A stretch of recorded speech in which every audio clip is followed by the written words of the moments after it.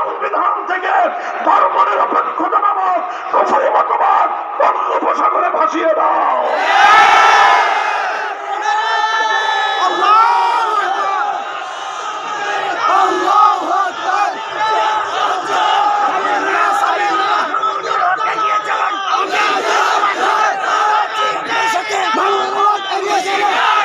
এরপরে এটা আমাদের স্পষ্ট কথা, একমত আছেন? কথা বলেন একমত? আমরা মুসলমানদের রাষ্ট্রীয় সংবিধানের ধর্ম নিরপেক্ষতা নামক সেকুলার ধর্মের এই মূলনীতি আর দেখতে চাই না। আমরা আল্লাহর উপর অবিচল আস্থা এবং বিশ্বাস নামক মূলনীতি মুসলমানদের সংবিধানে দেখতে চাই। আর এই ধর্ম নিরপেক্ষতার বীজ বৃক্ষ উপরে ফেললেই ভারত চিরদিনের জন্য বাংলাদেশ থেকে হাত গুটিয়ে নিতে বাধ্য হবে। 2 নম্বর কথা, বাংলাদেশের এখন গুরুত্বপূর্ণ এজেন্ডা সংবিধান সংস্কার। সংবিধান সংস্কারের জন্য আমাদের অনেক কথা, অনেক লম্বা লম্বা বক্তৃতা, অনেক সুপারিশ আছে। তবে একটা ছোট্ট কথা, মৌলিক কথা গোটা বাংলাদেশের মানুষকে নিয়ে আমরা বলতে চাই, আমি বলতে চাই, সেই কথাটা হলো এই, আর যা করেন না করেন একটা মূলনীতি, একটা ধারা সংবিধানের মধ্যে সংযুক্ত করতে হবে। সেই ধারার মূল কথা থাকবে 97% মুসলমানদের দেশ, যে দেশ মুসলমানরা ভাগে পাইছে, মুসলমানরা, হিন্দুদের ভাগ আলাদা, মুসলমানদের ভাগ আলাদা। 47-এ যেই ভাগ করা হয়েছে, এই মাটি ইসলামের পক্ষে বন্টনে পড়েছে। মুসলমানদের বন্টনে যে ভাগ পড়েছে, সেই ভাগে হিন্দুদের ভাগদারি চলে না। সব ধর্মাবলম্বীরা নিরাপদে থাকবে, আমরা নিরাপত্তা দেওয়ার গ্যারান্টি দিচ্ছি, সেটা ভিন্ন কথা। কিন্তু এদেশে আমাদের সেই পুরাতন কথা, সেই তিতুমিরের কথা, সেই হাজী শরীয়তুল্লাহর কথা, সেই আমাদের পূর্বপুরুষদের শাহাদাতের রক্ত বিধৌত কথা হলো আমাদের এই সংবিধানে আমরা একটা ধারা চাই। সেই ধারাটার বলে এই দেশে কোরআন সুন্নাহ বিরোধী, ইসলামী শরিয়া বিরোধী কোন আইন, কোন নীতিমালা, কোন বিধান বাংলাদেশে থাকতে পারবে না। যে কোনো আইন, যে কোনো নীতিমালা, যে কোনো বিধিবিধান যদি সেটা কোরআন সুন্নাহ বিরোধী হয়, যদি সেটা ইসলামী শরিয়া বিরোধী হয়, সেটা বাতিল এবং অকার্যকর হবে। আমরা এ দাবি জানাতে চাই। 24-এর 5ই আগস্টের ঐতিহাসিক বিপ্লব আজ বাংলাদেশকে সেজন্য উপযুক্ত করে তুলেছে। কথা বলেন ঠিক না বেঠিক? 5ই আগস্টের বিপ্লব মুসলিম জনপদ থেকে ভাস্কর্য নামক সমস্ত মূর্তিগুলোকে উৎখাত করবার বিপ্লব।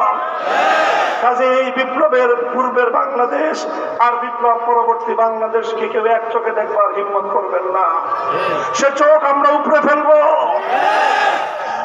আমাদের স্পষ্ট দাবি, সংবিধান সংস্কার করে কোরআন সুন্নাহ বিরোধী কোন আইন, কোন নীতিমালা, কোন বিধিমালা বাংলাদেশে কার্যকর করার রাস্তা চিরদিনের জন্য রুদ্ধ করে দিতে হবে। এই দাবি আমরা এখন এমনি করতেছি। আমাদের দাবি যদি কথায় কথায় ভালোই ভালোই মেনে নেন, আমরা ভালোই ভালোই চলবো। আর যদি আমাদের এই দাবির প্রতি কর্ণপাত না করা হয়, আমি এদেশের যুব প্রজন্মকে একটা ডাক দিয়ে যেতে চাই, একটা আহ্বান দিয়ে দিতে চাই। যদি কোরআন সুন্নাহ বিরোধী আইন বাংলার মাটিতে অকার্যকর করবার জন্য কোন ধারা তাদের দ্বারা বাস্তবায়িত না হয়, তাহলে যেভাবে 5ই আগস্টের বিপ্লবের জন্য 2000 তাজা প্রাণ শাহাদাত বরণ করেছে, এরপরে আরেকটি বিপ্লব হবে। সে বিপ্লব হবে পূর্ণাঙ্গ ইসলাম কায়েমের বিপ্লব, খেলাফত কায়েমের বিপ্লব, ইসলামী শরিয়া বাস্তবায়নের বিপ্লব। সেই বিপ্লবের জন্য শুধু 2000 নয়, সেই বিপ্লবের জন্য যদি প্রয়োজন হয় 2 লক্ষ, অথবা যদি প্রয়োজন হয় 2 কোটি তাজা প্রাণ শহীদি ঈদগাহে জমায়েত হয়ে শাহাদাতের রক্ত দেওয়ার জন্য প্রস্তুত থাকতে হবে। রক্ত দেওয়ার জন্য প্রস্তুত থাকতে হবে।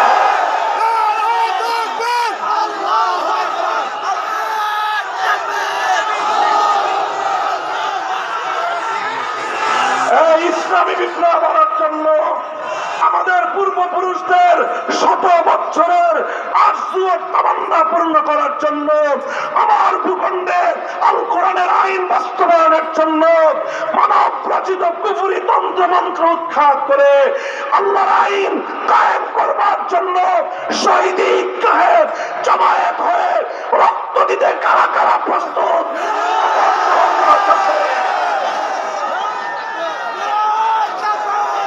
আল্লাহ পাক কবুল করেন। এইগুলো কিন্তু শুধু কথার কথা না, বসেন, এগুলো শুধু কথার কথা না, বলেন এটা অঙ্গীকার, বলেন বলেন এটা শপথ। এই অঙ্গীকার আল্লাহর সঙ্গে ইনশাআল্লাহ হয়তো খেলাফত, হয়তো খেলাফত, নয়তো শাহাদাত, হয়তো খেলাফত, ইনশাআল্লাহ আল্লাহ কবুল করেন। প্রয়োজনে রক্তের উপর দিয়েই আল্লাহর জমিনে আল্লাহ দিনকে বিজয়ী করা হবে। প্রস্তুতি নেন। এখন আর শুধু মাদ্রাসা আলাদা একা নয়, প্রতিটি বিশ্ববিদ্যালয়ে আল্লাহর দিনকে জিন্দা করার সৈনিক তৈরি হয়ে গেছে। দিন যত যাবে তত বেশি এদেশ ইসলামের জন্য আরো বেশি উর্বর হয়ে উঠবে।